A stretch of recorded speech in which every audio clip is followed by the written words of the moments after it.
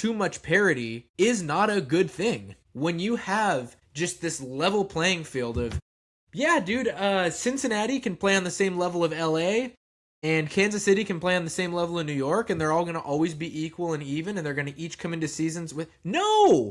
That's not... Ethan, I have some very bad news for you. Did you know that Major League Baseball is just... It doesn't exist anymore. It's actually... Just stop watching it because it's been ruined. It's been ruined by this evil team of, like, hardworking individuals who are all trying to better themselves and be the best at their craft. They're known by the Los Angeles Dodgers. They had this disgusting cult-like meeting today to welcome in one of their new members to the franchise. It was sickening. It was like a devil ritual, really. But the point being is these poor little plebeians, your Pittsburgh Pirates and your Milwaukee Brewers, who are really doing, especially the Brewers, everything in their power to win and compete and hold on to the best players on their team. How are they supposed to compete in this world? How? I don't know, man. I guess a team ruined baseball, and I guess players ruined it by wanting to go to an organization that's going to get them a World Series championship. But hey, Kyle Tucker, I mean, you're talking about him being some kind of devil. He did play for the Houston Astros. Let's not forget that. Even though he wasn't on the 2017 team, he's still, he was a part of that organization. I always forget about that somehow. That, like, I for some reason, it's completely disconnected. Well, I don't forget that he was part of the Astros, but, like, probably because he wasn't a part of the team whatsoever in 2017, but I never... Like, honestly, if Carlos Correa was... If that rumor came true, I probably would have had to stop being a Dodgers fan fully. Like, I would have had to, like... Bergman came to the Dodgers. Yeah, I couldn't, like, emotionally do it. You can't have either one of those guys out in LA. I don't think it would ever bode well. I think the organization on top of that knew it. They can't ever bring a player like that over here, but... Yeah. No, they can't, but... They did bring someone in. They brought in Kyle Tucker, and the reaction, the outpour on social media from mostly all non-Dodger fans. I don't think I've seen one Dodgers fan complain about their team getting better. Is just that this was the move that sent it over the edge. This outfielder, who is coming off one of the worst seasons of his career since he's been a full-time player, this is the move that really set the league back. And I guess everyone's going to be canceling their cable subscriptions, but it also doesn't really matter because 9 teams in the MLB don't even have a media rights deal. I don't know, man. What am I missing? What am I missing as a Dodgers fan? Maybe you have some insight, but are ratings and revenue and baseball not up? Like, does it not seem like the sport is having a renaissance? No, it's great. Dude, the only bad thing we have going right now is if you're playing MLB The Show 26, good luck doing the live series collection. We might be cooked on that end, but you're going to actually have to go and probably spend the amount the Dodgers spent this offseason or the past 2 offseasons to actually go and complete that. But really, no, there's not a bad thing here whatsoever. You look at the 2010s with the NFL, the NBA, the Patriots, the Warriors. The NBA and NFL were at peak times in the 2010s, and it's because you had a super team or some kind of villain that everybody wanted to see get taken down. Early 2020s with the Chiefs, the NFL has been great because we've had a super villain that we want to see go and lose. Not that the Dodgers are a villain. I mean, they're doing everything right. Really, everything that people are complaining about is a problem that Major League Baseball's created. It has nothing to do with anything the Dodgers are doing. They're playing by the rules, and they're doing what the rules tell them they can do. Now, Golden State, the 2010s, if you go back and look, people were sick of the Warriors winning, but you look at it 10 years later, that was the best time we've ever had watching the NBA, probably in the last 20 years since Shaq and Kobe. What was going on with Shaq and Kobe? The Lakers had a three-peat. When teams are winning and people want to see a team lose, the ratings are through the roof. Yeah, I am completely with you. And I think the biggest thing that not only are the ratings good, not only is the revenue good, people obviously root for, the Dodgers will force you to pick a side.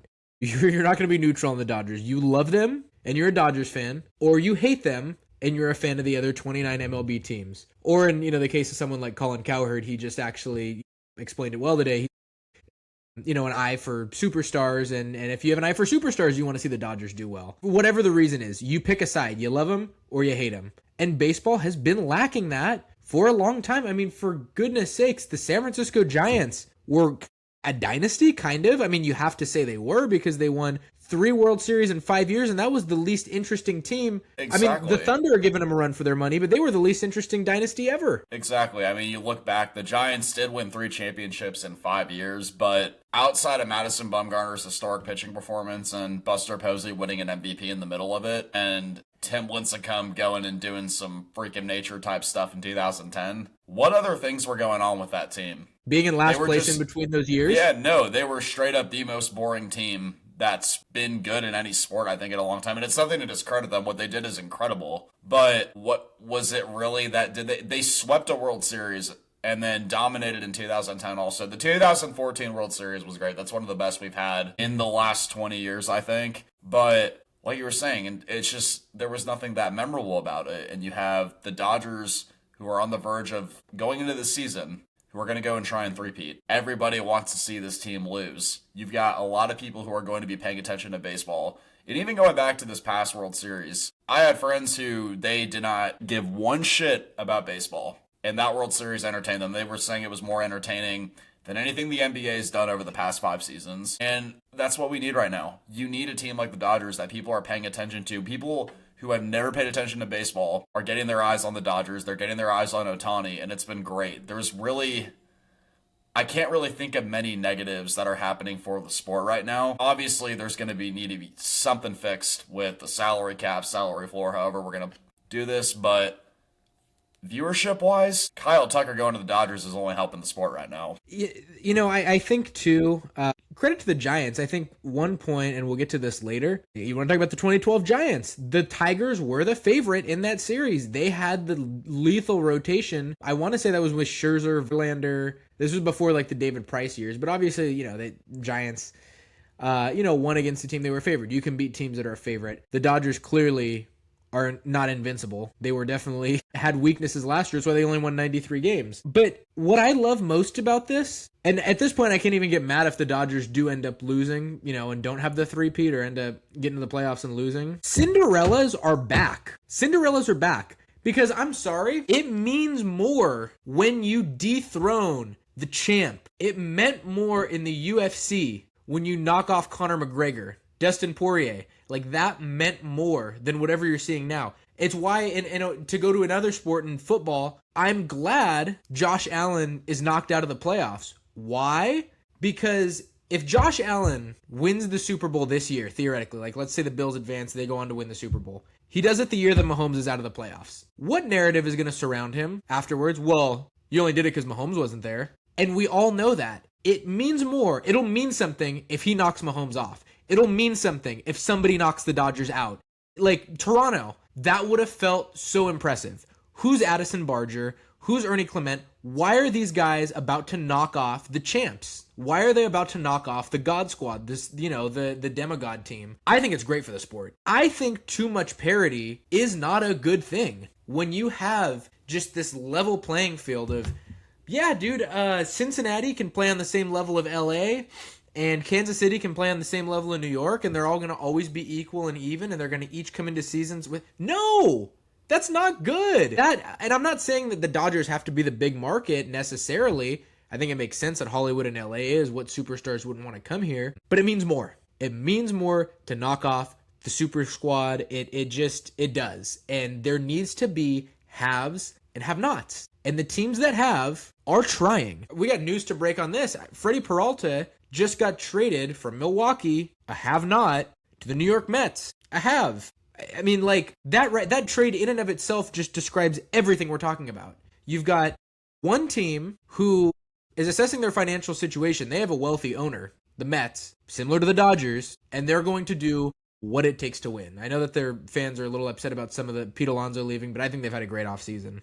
And then you've got the have-nots, Milwaukee. For, the next, I can't tell you how many years they just trade off their starting pitchers. They just trade off their star players. Just let them walk. It's I guess you guys retained Yelich a long time ago. That contract's not worth much in today's value. And I get it, you got prospects, but if you think that with the Dodgers and the Mets and the Yankees bringing back Bellinger to try and knock off the Dodgers is wrong, and what Milwaukee's doing is good, when you were just the number one seed in the National League, you should be building on that. You shouldn't be tearing it down. I don't know what to tell you. Absolutely. And want to piggyback on what you were saying about the Mets. They had arguably, I think the best offseason. I think in a lot of circumstances, looking into it, they had a better offseason than the Dodgers, and that's They had nothing. more to climb. Yeah, they had a lot more pieces of the puzzle to put back together, and you look at it, they lost Pete Alonso and Edwin Diaz off the bat, and I think there was probably a reason they didn't get them back. They knew what they were doing, and they knew that if they weren't going to come back, they were going to take care of business and handle it, which they absolutely did. And I knew as soon as they weren't coming back, the announcements that they didn't resign were there.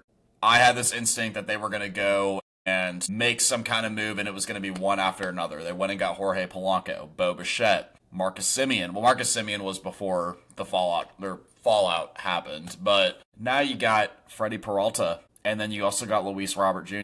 And I think a lot of people forget that they have Juan Soto and Francisco Lindor. Juan Soto is arguably the best all-around left-handed bat in baseball. I mean, him and Shohei Ohtani are neck and neck there. You can make an argument with Soto just based off his on-base percentage, and I mean there are numbers to back it up. But the Mets had an incredible offseason, and it's what you were saying. They're wanting to compete. They're willing to compete. Obviously, they have a little bit more resources being in New York, but they're going to do whatever it takes. And the Dodgers going and spending this money and making these moves, it's forcing other teams. They have to be able to compete and stay on track with them. And the Mets are going and doing that. They're aware of it. They know that they have to go and also step up their game, seeing what the Dodgers are doing. They got to go put a team on the field that's going to be able to compete with them. And they did that this offseason. A lot of other teams, they kind of just sat around and didn't do too much. Our little brothers, an hour and a half, 2 hours south of us, what have they done? What have they done this offseason?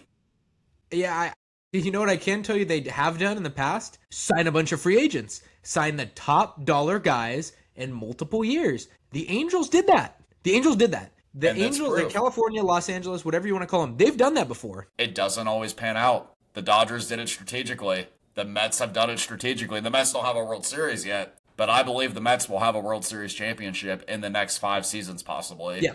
If there's one team that's going to, if there's one National League team that's going to dethrone the Dodgers, the Mets have set themselves up to do it. I also think the Atlanta Braves are going to have a great comeback this upcoming season. But the Padres have done whatever they can to keep up with the Dodgers. They haven't done it this offseason, but in the past, they've been doing whatever they can to keep up with them. Luis Arraez, Manny Machado back in 2019. Extending Lindor. They got Mason Miller. Tatis. They traded an absolute haul to get Juan Soto, getting Mason Miller last offseason. They've been doing these trades over and over again, and it has not worked for them. They have nothing to show for it. Just because you go and open up the checkbook and get any player you want, it doesn't mean it's going to pan out. The Dodgers have just done this strategically. They've gotten guys they know who are going to come into the clubhouse and are going to meld with this team, and they've gotten guys who are also their baseball tool set and skill set is going to meld the best possible way with that organization. Yeah. No, dude, you're so right. You're spot on, and I think I hate to say this, I think there's a lot of people that talk baseball and talk a bunch of you know what, and they don't know what they're talking about. They're talking out of their ass, really. And the truth of the matter is, baseball is like the one sport where money doesn't guarantee squat. Like in basketball, like the Golden State Warriors, we knew Steph Curry, KD, Clay, Draymond was gonna work because basketball is so inherently predictable. Are you the most athletic? Do you have the best shooters? Like, yeah, that just always plays. You have 5 guys on the court. There's much more impact. In baseball, you've got 9 guys on the field, and each of those guys has the same number of at-bats, basically, per game. So Miguel Rojas is going to have the same number of at-bats as Mookie Betts, should you go through the orders. Point being, baseball, when you spend money, like you said, it doesn't guarantee a damn thing. Now, the Padres were really close to knocking the Dodgers off, and they actually have knocked them off in the playoffs before, but countless examples. The White Sox have tried to invest and go all in on guys before. It didn't work. The Angels are the most prominent example to me. The Angels and the Tigers back in the day, like I was talking about with David Price and Verlander and Scherzer and Miguel Cabrera's contract and Prince Fielder, they went all in and it never worked. You know who else has made tons of trades before and signed free agents and they got to the playoffs and it didn't work for years? The Dodgers. Yep. Yu Darvish. They're just catching a break right now. Manny Machado, 2018. They've done this, and it's the narrative. It's the narrative that people keep pushing. 2013 through 2019, it was they choke every year. 2020, It became 2020 through 2023, it became you needed a shortened season to win. Now 2024 on, they're ruining baseball. People are always going to find a way to hate on the Dodgers. It's an LA market. It's always going to be like that. It's just kind of the way it is. And even it's not even just an LA thing.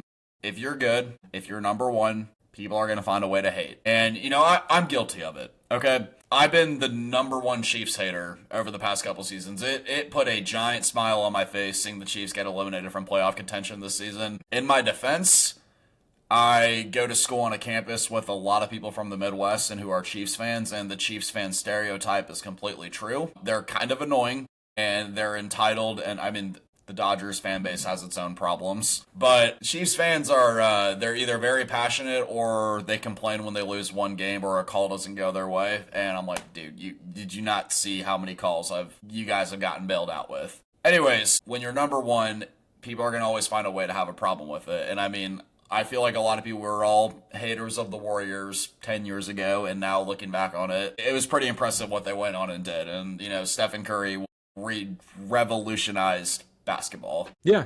No, that's the thing. Dynasties catch breaks sometimes. The Warriors caught a break. Steph Curry got hurt, signed to a lesser contract, had more cap room. They were able to go get Kevin Durant. Any other team could have gotten him. He chose to go to the Warriors for a reason. They were super well run. They were revolutionary. The Dodgers are revolutionary too. They've done it with countless guys. They've developed great talent. They've maximized guys like Justin Turner and revitalized their careers. Max Muncy. It's happened plenty of times. And there's been plenty of opportunities for guys like Muncy, Teoscar, Justin Turner. Everyone had a chance at those guys. No one could have done what the Dodgers did. And that's just a fact. So kind of just put a button on this, opening segment. Dodgers fans, don't get online and apologize or feel bad whenever somebody's trying to tell you that the Dodgers, what they're doing is unfair. We're Los Angeles, baby. We should be number one. We're the entertainment capital of the world. We are 75 degrees and sunny almost all year long. It's the best place in the world. I wish I could have that right now. Dude, give it a few more months. Get that degree. Dude. We'll be doing this in person instead. I've got a snowstorm coming this weekend. I'm going to my friend's house and bunkering down there for 3 days. So we've got like 12 inches of snow or something like that coming in. Dude, I think I'm going to go run the Strand and watch the AFC Championship game on Sunday. That I can't even relate. Well, I'm going to do that, but there's going to be 12 inches of snow and -5 degrees on Sundays. You're going to need a little bit of liquor to keep you warm. Yeah, well, we're taking care of that. Don't worry. That's good to know. Now, I think with the whole Kyle Tucker thing, we haven't even talked about the practicality of him as a Dodger, because it just got announced today. Number 23 going forward. I know it's the last guy to wear 23 and play the outfield for the Dodgers. Didn't turn out too well, but it's a pretty storied history. Adrian Gonzalez, Eric Karros. There's been some legends in Dodger history that have worn that number. And the newest is Kyle Tucker. And according to Dave Roberts, it sounds like Kyle Tucker is going to be an integral part of the lineup, as you would imagine. He's not just another dude that they're going to throw at the bottom of the order. No, he's going to be hitting second or third, it looks like, right behind Ohtani in the middle of that Dodgers lineup. And I'm curious to know your thoughts. What do you think this means for Tucker? And what do you think this means for maybe some other Dodger players in the lineup hitting around Tucker now that he's just joining this behemoth of a team? I mean, for starters, who would have ever thought this? Someone said it best on Twitter. You can't even do this in MLB The Show. I mean, I don't even know how this lineup's going to go, but I think it's probably going to keep at with the Shohei Ohtani at the leadoff spot. I do think Betts is going to stay in the number 2 hole. I don't think you want to have back-to-back lefties to start a game. I mean, it'll depend on the pitching matchup, but I think there will be a little bit of shuffling around. I could see Kyle Tucker being the 3-hole hitter, and then, honestly, I think you're going to have Will Smith maybe in that 4 or 3 spot potentially. Freeman was good in 2025. He wasn't at his peak form, and let's be real, there is a chance that Freddie Freeman does start to regress a little bit, even though a regression for Freddie Freeman is still better than almost every first baseman in the league. But Will Smith is about to enter the prime of his career. And Will Smith is at a point right now, I want that guy up more than... I mean, I would trust the guy with the bat in his hands. I mean, he proved it in the World Series probably more than... Maybe the only other people I would take on this team right now are Shohei Ohtani. And you know what? No, maybe... Well, I got Will Smith at... Will Smith is probably the number 2 hitter I would take on that team in a clutch situation. Wow. So you want Will up with the bat in his hands? Absolutely, man. He's in the prime of his career right now. And was he not the most reliable hitter in the postseason? At least putting the ball in play. Yeah, I mean, there was a stark difference between him versus Ben Rorvet in the lineup.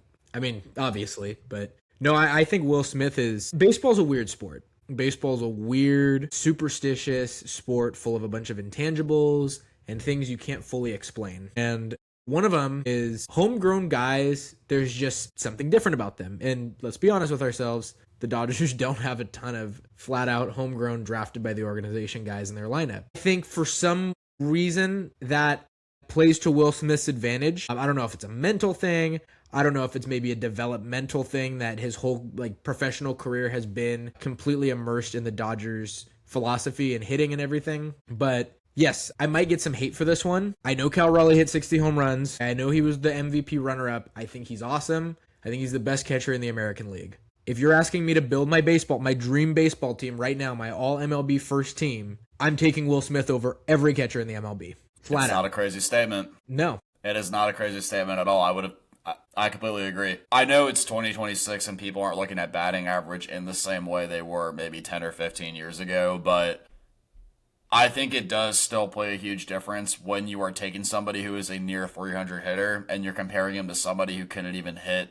Did he hit 247? I think he hit just touch under 250 It was up 250. Great for a catcher. I mean, it's still not bad. Not bad, but the guy you're comparing him to is a 300 hitter as a catcher and can hit for power. Will Smith was the best, not just catcher. He was the best hitter with runners in scoring position last season across Major League Baseball. Wow. Seriously? I don't think I forgot if he was number one, but with runners in scoring position, Will Smith was one of the best hitters across baseball.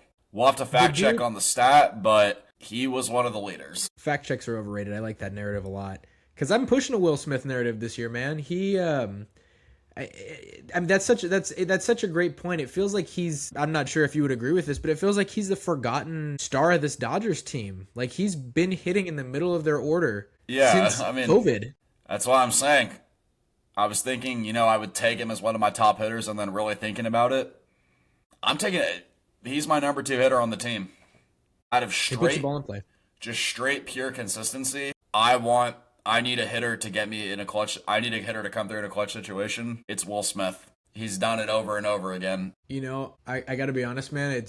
This is obviously not a dig at Shohei, Mookie, Freddie, because those guys are Hall of Famers, all 3 of them. But I think you're onto something. I really do, because when it's the playoffs or you need a big hit, if Shohei's in a slump and he comes up to bat and first hack is just that massive daddy hack, I'm like, oh, they're gonna pitch right. They're gonna know how to attack him. Mookie Betts, awesome. Sometimes they'll have these series where he's a 500 hitter, and then others he just goes into a desert. And I love Mookie, and I actually think that the Kyle Tucker signing, dude, I don't know what Mookie Betts' MVP odds are. I would throw some money on it. I think Mookie's going to bounce back with a vengeance this season. I think he's one of the best competitors in the world. I'm sure he's got a chip on his shoulder, wants to prove everyone wrong. But no, I mean, even when some of these guys get into a slump, Will Smith, I'm never nervous with him up to the plate. I'm like, all right, in a clutch situation like the World Series, I'm like, oh, he's going to get a hit. He'll hit it out. He'll get a double. He'll do something. Yeah, he's a major league hitter. I mean, hey, you called the shot. Didn't you pick him as the World Series MVP at the start?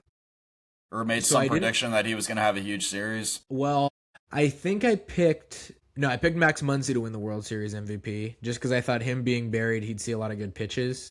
Unfortunately, I think I believed that he was more clutch than he is at this point in his career. But hey, he had one of the biggest hits of the season. Let's not forget that. He did. Without that homer, nothing else happens. No, it's funny enough, yeah, the Dodgers who spend all this money, and it's Max Muncy, Will Smith, and Miguel Rojas. They were the Game 7 heroes. Yep, those are your game, and then obviously the pitching. Well, Justin Robleski. Oh, Will Klein. Can't forget about well-renowned Will motherfucking Klein. Yeah, superstar, elite, all-star who's getting paid $50 million a year, Will Klein. Dude, I think you and I make more than he does. It's insane. Will Klein? Yeah. Dude, I'm sure because $13.50 an hour golf course job. I think he's making $13.25 to come out of the bullpen for the Dodgers. But I could check that. California taxes are a little bit higher. Yeah, well, we run baseball, so I guess that's what we have to do. We have to sign guys off the street to make the game fair. But no, I think your trend of right-handed batters thriving with the Kyle Tucker signing is completely correct. Because like I said, I think Mookie Betts I think he benefits the most from this Kyle Tucker signing. I think it lengthens out the lineup. if you move Mookie a little bit further down in the lineup, maybe to like a 4-hole, 5-hole hitter. Because I saw this one tweet. Someone's like, "Are we at the washed point of Mookie in the Dodgers contract?" And I don't think so. I think just because of the defense he offers, and you saw in August, he's still that guy. He's still that hitter. He just was coming off a brutal set of illnesses and injuries. It was just a lost season for him. I think buy your Mookie bet stock. He's going to have a great 2026, especially getting to see better pitches from an even deeper lineup. Absolutely. I don't think he's washed by any means. I think it was just an interesting year for the guy. A lot of adversity. Yeah, and you look at his September stats, the guy was one of the best hitters on the team, and he's going to carry that over into the season, hopefully. And I think there was one big thing, he was phenomenal on defense, but I think it is one of those things where he was probably maybe taking a lot of time on his defensive game in practice. And, it was just a little bit of a shift overall, and it just took him a little bit of time to getting used to. I like this bat going into 2026. Yeah, no, it's I think that's a thing people overlook. I mean, when can you remember the last time a like perennial all-star, like Gold Glove player at their position, completely an outfielder, switched from being a corner outfielder to the starting shortstop for the team, like indefinitely? And I think the defensive point you make is totally correct. Just a season of adversity. It's like the illness, the new position, you lose all that weight, you lose some of your pop in the process. You're not playing baseball. You're you're already hitting less because you're focusing on fielding, and then you have the setback and you're injured and sick. It's just another reason why I think, like, my God, the Dodgers, like, all things went wrong last year and they won 93 games and won the World Series. What are they going to look like when odds on that much catastrophe doesn't happen? Scary. They might go and break the all-time win record. Yeah. It's won 16 games. Yeah, Seattle should go win 120. Yeah, no, it's a great spot a great spot to be, especially with the NL West not necessarily looking menacing. But I want to real fast before we kind of start winding this down. I want to give a shout out as baseball people to the Arizona Cardinals, not the Arizona Cardinals, the Arizona Diamondbacks. Dude, Diamondbacks. Like, wow. I do not want to give a shout out to the Cardinals. I don't even know who they're going to be. Hey, don't be dumb. Shout out the new album. Ian, don't be dumb. ASAP Rocky. You mean ASAP Boulder? I'll get to it later, Pebble. Yeah, something along those lines. Yeah. No, to the Diamondbacks, dude, talk about a franchise that, like, is everything that's right with baseball and everything that a team should be striving to be. They're not the Dodgers. They don't have the money of the Dodgers. They really shouldn't, no kidding, they shouldn't have the money of the Dodgers. It's an expansion team from, like, the late 90s, and they're in Phoenix. But they are trying to win. They just got Nolan Arenado. Last season, they signed Corbin Burns. Like, that's a team that's trying to win. Like, I think if we had more organizations like the Arizona Diamondbacks, this whole, like, oh, baseball's rigged and unfair argument wouldn't exist, because Kyle Tucker and Freddie Freeman and all these guys wouldn't be on the Dodgers. They would be playing for middle market teams, and middle market teams would make an effort to sign these guys. Sorry, just another thought. Another thought I had on that topic. If the Diamondbacks play like how they did post All-Star break, that's a team that's going to go and probably win 95 games this upcoming season, especially... I know it's not prime Nolan Arenado, but the guy has still got it. The guy's still one of the best defensive third basemen you can possibly have on a team. Like, I like the odds. You got Corbin Burns coming back on top of that. I would, if they are to play like the team we know they are capable of, I think they are the biggest threats to the Dodgers in the NL West. Now that it's gonna take a lot for them to go and win that division, but I like that team set up a lot right now. In a short series, anything's possible. That's not, to me, that was our pick last year to potentially unseat the Dodgers. Obviously, they just got crushed with injuries to start the year. That's who I'm circling as my second place in the NL West again. I'm not giving up on them. Not having Corbin Burns kind of sucks, but it's a good offense. I mean, that was an offense that a year ago finished number one ahead of the Dodgers the year that they won their first World Series. Isn't Corbin Burns coming back? Is it like middle of the year? Probably be late in the season because he went for Tommy John kind of early middle in the year, so I know that takes like 12 or 14 months. It's worth looking up. Definitely worth looking up. That's the ace. I know Zach Gallen didn't turn out to be what we thought he would. He's still a free agent, isn't he? Yeah, I don't think Zach Gallen signed anywhere. I feel like we would have heard that. Makes us sound like casuals to say that out loud. All-Star break. That's his timetable. That's his first Tommy John. Oh, dude, that's if they hang around and they're in the wild card chase, I They can would go want in no part of them. 90 to 95 games pretty easily, I think. I hope they do. They try to win. They deserve it. That's a team I respect. All respect to the Diamondbacks. Absolutely. All right, well, it seems we've reached the end of our baseball offseason talk that we could possibly squeeze out. I'd be remiss if we don't mention that there is a huge monumental game this upcoming Sunday. It's been two just disgustingly ugly games where I feel like I wanted to throw my guts up as a Rams fan. But somehow we have arrived to the NFC title game where the Los Angeles Rams, who, by the way, I don't know if you're paying attention, starting to gain some motion in LA.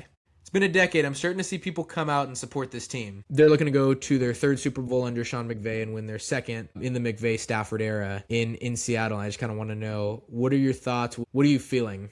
Because I know you're a Rams fan too. I think it's the actual Super Bowl, first off. I know there was that collapse last time against Seattle, but you got to remember they lost by 1 point. Seattle had the luckiest 2-point conversion I've ever seen. Devontae Adams didn't play. There were a lot of other key injuries. Everyone's back. Everyone's healthy. And I think losing to Seattle in that game plays a way bigger factor than a lot of people are going to realize. There's no way the Rams would have gone in and beaten the Seahawks 3 times in one season. And the series is split this season. It's at 1-1. I really think it's been the narrative all season for the Rams. The only team that's going to beat them is themselves. Every single loss they've had this season, they have just taken a shotgun and shot themselves in the freaking foot. Every single loss. And they could have imploded pretty easily these past 2 games, but they held it together. They've been battle tested.